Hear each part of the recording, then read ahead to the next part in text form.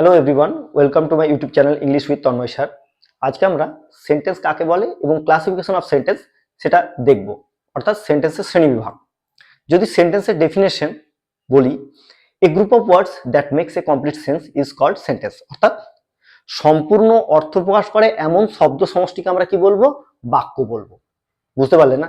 আচ্ছা চলো, ধরো আর একটু সহজ ভাষায় যদি বলি, আমাদের দৈনন্দিন জীবনে আমাদের সমাজে যে কথাগুলো বলে থাকি সেগুলো সবই সেন্টেন্সের এক একটা ভাগ। যেমন কিছু উদাহরণ নিই, রাম ছেলেটি ভালো, রহিম স্কুলে যায়, প্লিজ আমাকে একটি চকলেট দাও। কেউ বলে দরজাটি খুলো, ওখানে যাও। তারপরে ধরো কোনো মানুষ মারা গেছে, আমরা বলি হাই মানুষটি মারা গেছে, অর্থাৎ alas the man is dead. তারপরে ধরো বলছি ঈশ্বর তোমার মঙ্গল করুক, রাজা দীর্ঘজীবী হোক। এই প্রত্যেকটা বাক্যই এক একটা সেন্টেন্সের ভাগ। এই সেন্টেন্সকে আবার দুই ভাগে ভাগ করা যায়, অ্যাকর্ডিং টু দ্য স্ট্রাকচার, অর্থাৎ গঠনগত দিক থেকে তিন ভাগে ভাগ করা যায়, সিম্পল সেন্টেন্স, কমপ্লেক্স সেন্টেন্স আর compound sentence. And according to the function, অর্থাৎ অর্থগত দিক থেকে বা কার্যগত দিক থেকে সেন্টেন্সকে পাঁচ ভাগে ভাগ করা যায়। কি কি না, অ্যাসার্টিভ সেন্টেন্স বিবৃতিমূলক বাক্য, অর্থাৎ এই বিবৃতিমূলক বাক্য বা অ্যাসার্টিভ সেন্টেন্সের আরেকটা নাম হচ্ছে ডিক্লারেটিভ সেন্টেন্স। ইন্টারোগেটিভ সেন্টেন্স প্রশ্নসূচক বাক্য, ইম্পারেটিভ সেন্টেন্স আদেশ বা অনুরোধমূলক বাক্য, অপটেটিভ সেন্টেন্স ইচ্ছা বা প্রার্থনা বোঝাবে, আর এক্সক্লামেটরি সেন্টেন্স আবেগ বোঝাবে। চলো এক একটা সেন্টেন্স আমরা একটু উদাহরণ সহকারে দেখে নিই যে এদের স্ট্রাকচার গুলো কেমন হয় আর কোন সেন্টেন্স গুলোকে কি বলা হয়। তার আগে আমরা একটু বলবো যে এই সেন্টেন্স কেন শিখবো। ইংলিশ গ্রামারের সেন্টেন্স একটা ভীষণ ইম্পর্টেন্ট জিনিস। যখন আমরা ভয়েস করতে যাব, যখন আমরা ন্যারেশন করতে যাব, এই সেন্টেন্সগুলি ভীষণ পরিমাণে কাজে লাগবে। কেননা ন্যারেশন চেঞ্জ করতে গিয়ে এই প্রত্যেকটা যে পাঁচটা সেন্টেন্স ফাংশন অনুযায়ী যে পাঁচ ভাগে ভাগ করা যায়, এই প্রত্যেকটা সেন্টেন্সেরই এক একটা রুলস আছে। যদি আমরা সেন্টেন্স আইডেন্টিফিকেশন অর্থাৎ সেন্টেন্স যদি আমরা চিনতে না পারি, সেক্ষেত্রে আমরা কিন্তু গ্রামারগুলো গিয়ে করতে পারবো না। ন্যারেশন চেঞ্জ একেবারেই সম্ভব নয় এই সেন্টেন্স না জেনে। চলো দেখে নেওয়া যাক। প্রথম হচ্ছে অ্যাসার্টিভ সেন্টেন্স। কি বললাম প্রথম? Assertive sentence. Assertive sentence, assertive sentence, এই অ্যাসার্টিভ সেন্টেন্স কাকে বলে না বিবৃতিমূলক বাক্য। কি বললাম? বিবৃতিমূলক বাক্য। বিবৃতিমূলক বাক্য যে কোনো আমাদের বক্তব্য, এই যে বিবৃতিমূলক বাক্য বা অ্যাসার্টিভ সেন্টেন্স কত পার্সেন্ট ইংলিশ গ্রামারে, এই অ্যাসার্টিভ সেন্টেন্স মোটামুটি 80% ধরো, এই 80% জুড়ে আছে এই অ্যাসার্টিভ সেন্টেন্স। তাহলে এই অ্যাসার্টিভ সেন্টেন্স আমাদেরকে জানতে হবে খুব ভালোভাবে। এই অ্যাসার্টিভ সেন্টেন্সকে এই রুলসটা কি? Subject plus verb plus object. ধরো বলছি যে the boy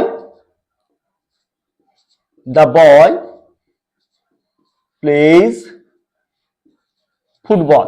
the boy plays football. ছেলেটি কি করে? ফুটবল খেলা করে। দেখো the boy subject, plays verb, এটা সাবজেক্ট, এটা ভার্ব, আর ফুটবলটা হচ্ছে অবজেক্ট। আমরা আগেই বলেছি যে অবজেক্ট আমরা কিভাবে জানবো না, এই ভার্বকে কি বা কাকে দিয়ে প্রশ্ন করব। ভার্বকে কি বা কাকে দিয়ে প্রশ্ন করলে আমরা কি পাবো? অবজেক্ট পাবো। ধরো যদি বলি ছেলেটি খেলছে, কি খেলছে? ফুটবল খেলছে, পেয়েছি। তারপরে ধরো বলছে যে রাম রাইটস আ পোয়েম, অর্থাৎ রাম একটি কবিতা লেখে। এটা কি? রাম সাবজেক্ট, রাইটস হচ্ছে ভার্ব, এই পোয়েম হচ্ছে কবিতাটা কি বলছে কবিতাটা, এটা হচ্ছে অবজেক্ট। তাহলে আমরা অ্যাসার্টিভ সেন্টেন্স বা বিবৃতিমূলক বাক্য আমরা বুঝতে পারলাম কেমন হয়, স্ট্রাকচার আমরা দেখলাম। এইবার আমরা অ্যাসার্টিভ সেন্টেন্সের পরে আমরা দেখব ইন্টারোগেটিভ সেন্টেন্স। কি? ইন্টারোগেটিভ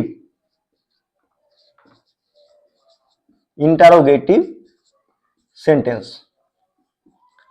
ইন্টারোগেটিভ সেন্টেন্স অর্থাৎ প্রশ্নসূচক।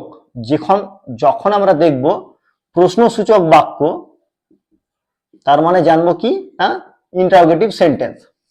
যেরকম ইন্টারোগেটিভ সেন্টেন্স প্রশ্নসূচক বাক্য, প্রশ্নসূচক বাক্যে একটা জিনিস আমরা সর্বদা লক্ষ্য করব, এই যে জিজ্ঞাসা চিহ্ন পাবো আমরা। কি পাবো? এই চিহ্নটা। ইন্টারোগেশন প্রশ্নর যে চিহ্ন সেটা আমরা পাবো। যদি বলি এই প্রশ্নসূচক বা ইন্টারোগেটিভ সেন্টেন্সকে আবার তিন রকম ভাবে করা যায়। একটা হচ্ছে নর্মাল যে অক্সিলারি ভার্ব, সেই ভার্বগুলোকে সামনে নিয়ে এসে করা যায়। ধরো বলছি ডু ইউ লাভ ক্রিকেট, তুমি কি ক্রিকেট পছন্দ করো? ডু ইউ লাভ ক্রিকেট, তুমি কি পছন্দ করো? আবার ধরো বলছি যে হোয়ার ডু ইউ লিভ, তুমি কোথায় বাস করো? তাহলে এটা হচ্ছে ডব্লিউএইচ টাইপ কোয়েশ্চেন। আর ধরো বলছি হ্যাভ ভার্ব দিয়ে করছি, হ্যাভ ইউ ডান দিস, তুমি কি এটা করেছো? এই যে চিহ্নগুলো দেখবো, যখন এই সাইনগুলো দেখতে পাবো তখনই জানবো ইন্টারোগেটিভ সেন্টেন্স।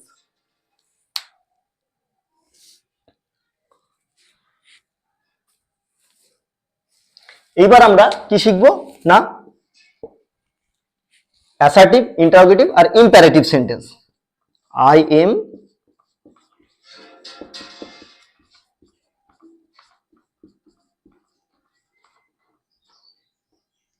ইন্টারোগেটিভ। তাহলে ইম্পারেটিভ সেন্টেন্সটা কাকে বলে না, যে সেন্টেন্সটা আদেশ বোঝাবে, অনুরোধ বোঝাবে, আর কি বোঝাবে? উপদেশ বোঝাবে। আদেশ, অনুরোধ, উপদেশ, এই তিনটেকে বোঝাবে। এই সেন্টেন্সে যেরকম অ্যাসার্টিভ সেন্টেন্স, এই সেন্টেন্সের স্ট্রাকচার সেম, বাট এই সেন্টেন্সে সাবজেক্টটা থাকবে না। কি বললাম? সাবজেক্ট। ধরো subject plus verb plus object, যে রুলস অ্যাসার্টিভ সেন্টেন্সের, এই সাবজেক্টটা আমাদের থাকবে না। এই সাবজেক্টটা থাকবে না বলতে কি, উজ্জ, সর্বদাই আমাদের এই ইম্পারেটিভ সেন্টেন্সে সাবজেক্ট থাকবে না। এবার এই সাবজেক্ট থাকবে না বলতে উদাহরণ নিয়ে আমরা বুঝতে পারবো। ওপেন দা ডোর, দরজাটি খোলো। হয়তো বলা হচ্ছে ডু দা সাম, অর্থাৎ অঙ্কটি পড়ো।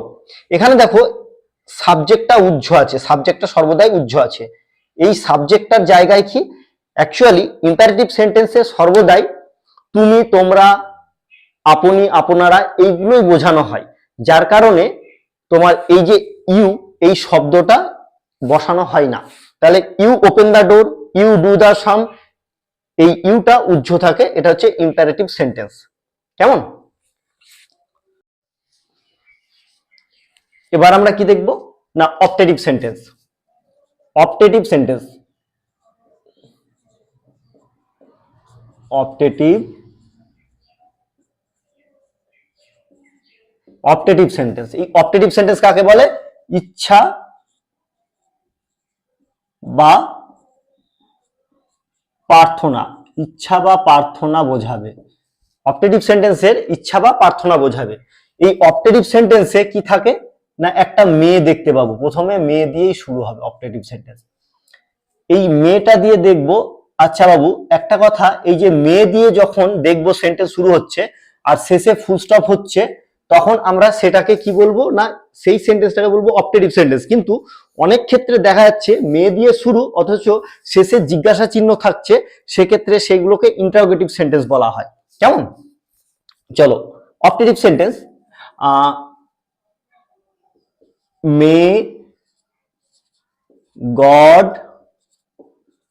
ব্লেস ইউ, এই যে ফুল স্টপ আছে, এই ফুল স্টপ দেওয়া আছে, মে গড ব্লেস ইউ, এটা হচ্ছে অপটেটিভ সেন্টেন্স, অর্থাৎ ঈশ্বর তোমার মঙ্গল করুক, এখানে প্রার্থনা করছে। আবার বলছে লং দিয়েও শুরু হয়, লং লিভ দা কিং, রাজা কি হোক, দীর্ঘজীবী হোক। তাহলে মে আর লং এই দুটো থাকবে অপটেটিভ সেন্টেন্সে। কি থাকবে বললাম? মে আর লং।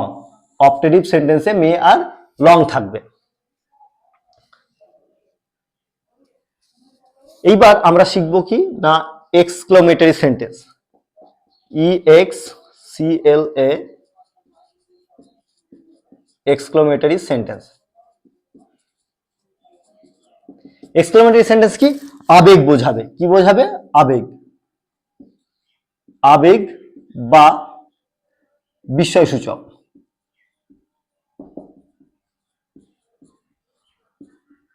বাক্য বলা হয়। আবেগ বা বিষয়সূচক এই সেন্টেন্সের আমরা দেখলেই বুঝতে পারবো, সেটা হচ্ছে এই যে একটা ল্যাংচা থাকবে, ল্যাংচার নিচে একটা বোঁদে থাকবে। কি বললাম? এই সেন্টেন্সের একটা ল্যাংচা থাকবে, ল্যাংচার নিচে বোঁদে থাকবে। এটা কিন্তু আমাদের যেন মাথায় থাকে। কেমন? ধরো বলছি যে এলাস, এই যে ল্যাংচা, ল্যাংচার নিচে বোঁদে, alas the man is dead, মানুষটি মারা গেছে। এই যে এলাস, হাই, এটার দ্বারা আমাদের কি মনের একটা আবেগ প্রকাশ হলো। তারপরে বলছি হুররে, হুররে, এই ল্যাংচা, ল্যাংচার নিচে বোঁদে, হুররে